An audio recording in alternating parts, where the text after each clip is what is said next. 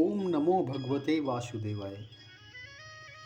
महाभारत के प्रसंग में हम लोग श्रवण करेंगे दुष्यंत और शकुंतला का गांधर्व विवाह। जन्मेजय ने कहा, भगवान, मैंने आपके श्रीमुख से देवता, दानों आदि के अंशों द्वारा अवतरित होने की कथा सुन ली। अब आपकी पूर्व सूचना के अनुसार कुरुवंश का श्रवण करना चाहता हूँ।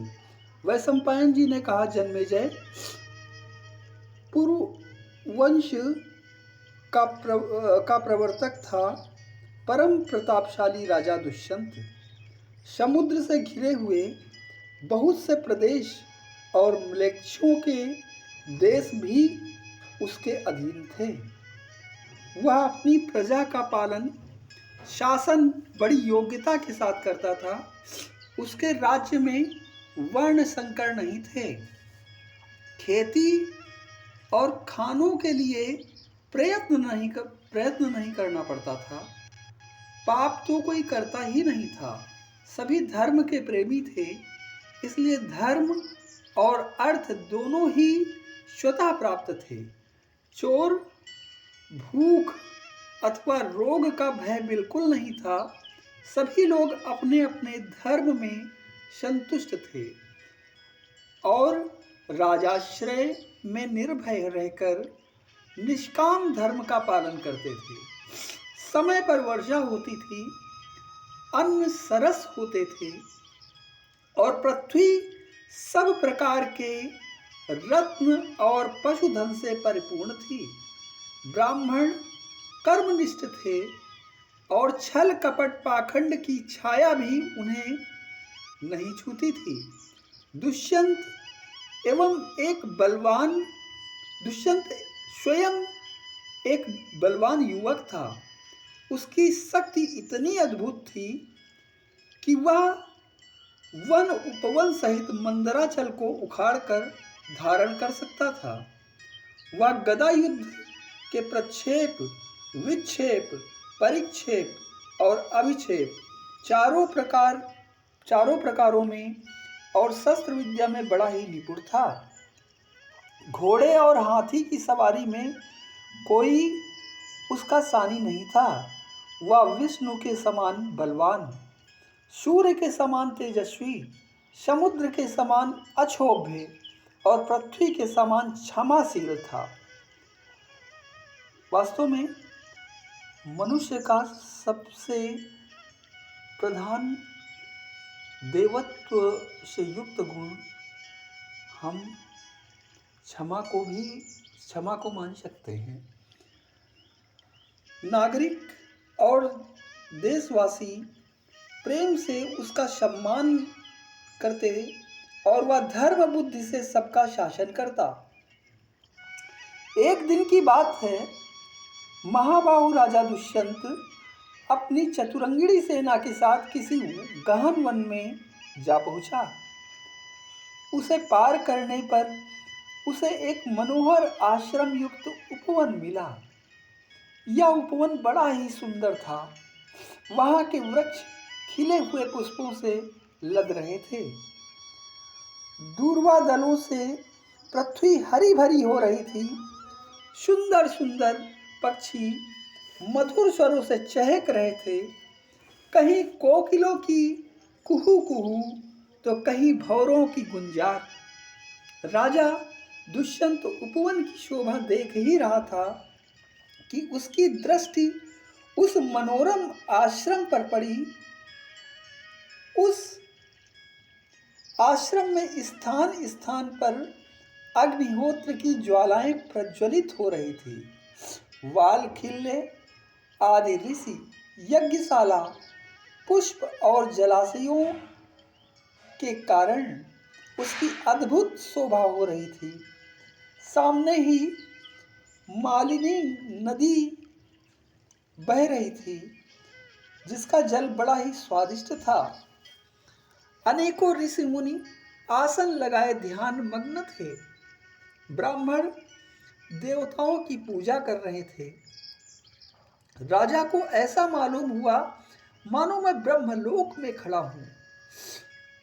दुष्यंत के नेत्र और मन वन की छटा देखकर तृप्त नहीं होते थे। इस प्रकार राजा दुष्यंत ने सब देखते सुनते काश्यप गोत्रीय कण्व ऋषि के एकांत और मनोहर आश्रम में मंत्री और पुरोहितों के साथ प्रवेश किया।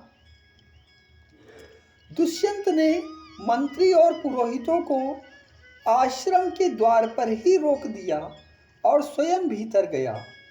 वहां उस समय कण्व ऋषि उपस्थित नहीं थे। राजा ने आश्रम को सूना देखकर ऊंचे स्वर से पुकारा, यहाँ कौन है? दुष्यंत की आवाज सुनकर एक लक्ष्मी के समान सुंदर कन्या तपस्विनी के वेश में आश्रम से निकली। उसने राजा दुष्यंत को देखकर सम्मान पूर्वक कहा, स्वागत है। फिर उसने आसन पाद्य और अर्घ्य के द्वारा राजा का आतिथ्य करके उनके स्वास्थ्य और कुशल के संबंध में प्रश्न किया। स्वागत सत्कार के बाद उस तपस्विनी कन्या ने तनिक मुस्कुराकर कहा कि मैं आपकी क्या सेवा करूं? राजा दुष्यंत ने सर्वांग सुंदरी एवं मधुर भाषिणी कन्या की ओर देखकर कहा, मैं परम भाग्यशाली महर्षि कण्व का दर्शन करने के लिए आया हूँ। वे इस समय कहाँ हैं? कृपा करके बतलाइए। शकुंतला ने कहा, मेरे पूजनीय पिताजी फल फूल लाने के लिए आश्रम से बाहर गए हैं।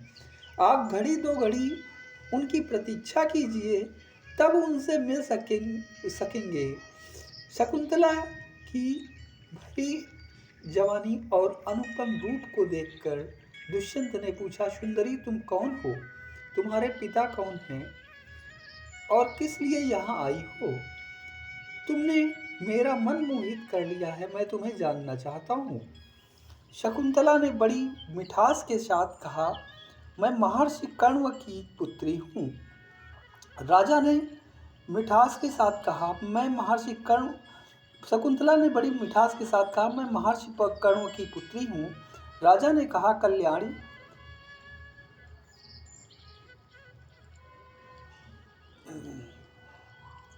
विश्व वंदे महर्षि कण्व तो अखंड ब्रह्मचारी हैं। धर्म अपने स्थान से विचलित हो सकता है, परंतु वे नहीं।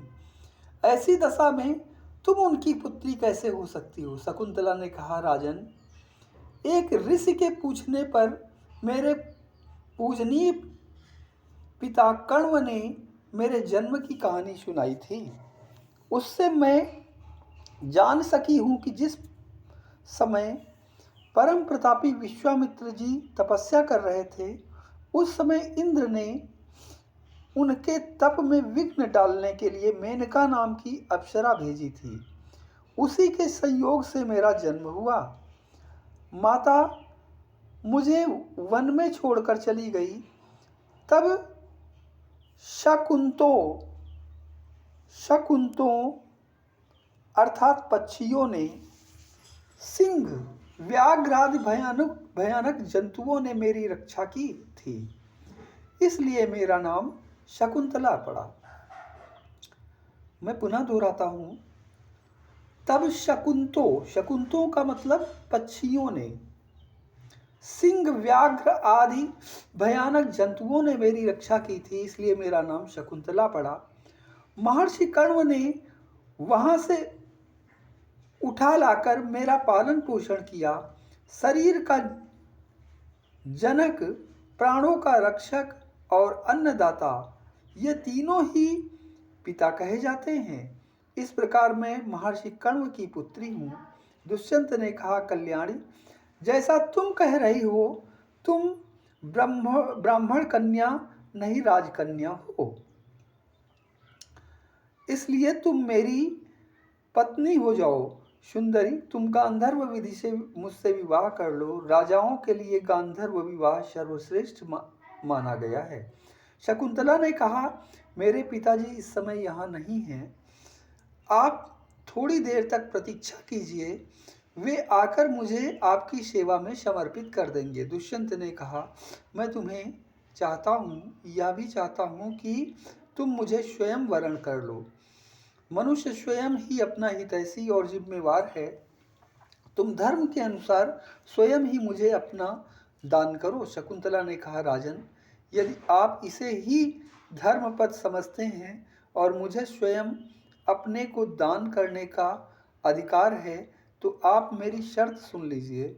मैं सच सच कहती हूँ कि आप यह प्रतिज्ञा कर लीजिए, मेरे बाद तुम्हारा ही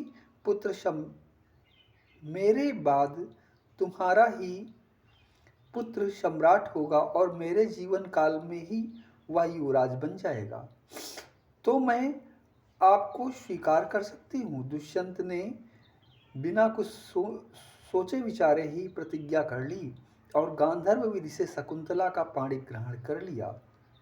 दुष्यंत ने उसके साथ समागम करके बारंबार यह विश्वास दिलाया कि मैं तुम्हें लाने के लिए चतुरंगड़ी सेना भेजूंगा और शीघ्र से शीघ्र तुम्हें अपने महल ले चलूंगा। इस प्रकार कह सुनकर दुष्यंत अपनी राजधानी के लिए रवाना हुआ।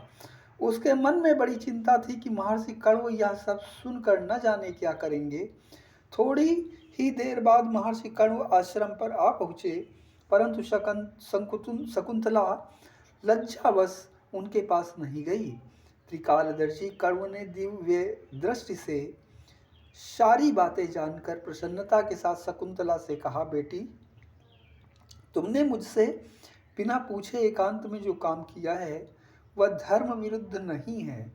क्षत्रियों के लिए गांधर्व विवाह शास्त्र सम्मत है। दुष्यंत एक धर्मात्मा, उदार एवं श्रेष्ठ पुरुष है। उसके संयोग से बड़ा बलवान पुत्र होगा और वह सारी पृथ्वी का राजा होगा। जब वह शत्रुओं पर चढ़ाई करेगा, उसका रथ कहीं भी न रुकेगा। शकुंतला के कहने पर महर्षि कण्व ने दुष्यंत को वर दिया कि उसकी बुद्धि धर्म में दृढ़ रहे और राज्य अविचल रहे। ओम नमो भगवते वासुदेवाय।